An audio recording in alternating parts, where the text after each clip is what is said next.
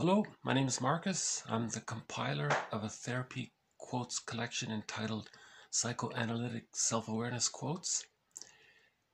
In the first two quotes, talked about the gap between the real self that's buried inside, unconscious, in exile, and then the compensation image we make for ourselves, the false self, which was referred to as the idealized self or the glorified self, and the real self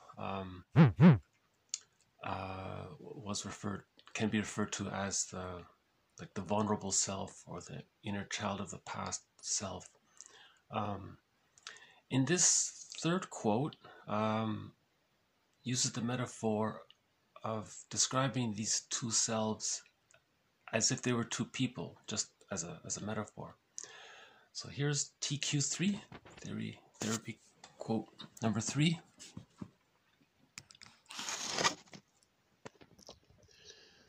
The best way to describe the situation is in terms of two people. There is the unique ideal person, and there is an omnipresent stranger, the actual self, always interfering, disturbing, embarrassing. Describing the conflict or the gap between the two selves or parts of ourselves in terms of he and the stranger seems pertinent because it comes close to what the individual feels. Moreover, even though he may discard factual disturbances as irrelevant or unrelated to himself, he can never escape so far from himself as not to register them, to feel in his guts and bones that what is going on in himself. So this TQ3, it's also a continuation of the first two quotes. She uses the metaphor of the real self. She calls him the stranger because you don't really know much about it. There's another quote that says, "We are what we hide," a famous quote. And what we hide is that real self. And we are what we feel, so we are what we hide. Now she said it's a stranger, so we're not in touch with our feelings.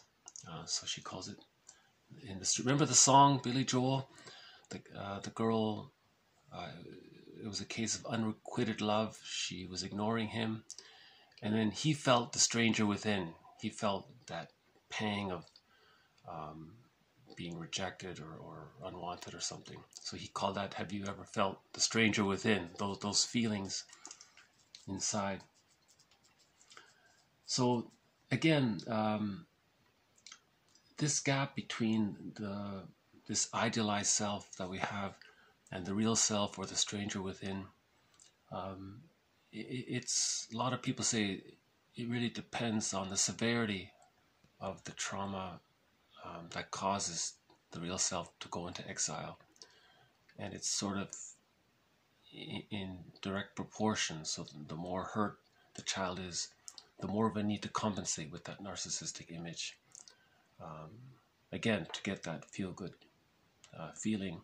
Remember, fantasy is a feel-good feeling. It releases that serotonin, right? Remember, sorry, a kid pretends that he's Superman. He's got status and power. He won. This is the one-up position, right? So that fantasy gives him that serotonin. So narcissism is like that fantasy. So this gap depends on it depends on whether or not the child got a secure attachment or an insecure attachment. So the more secure the attachment was, the less that there needs to be of that gap.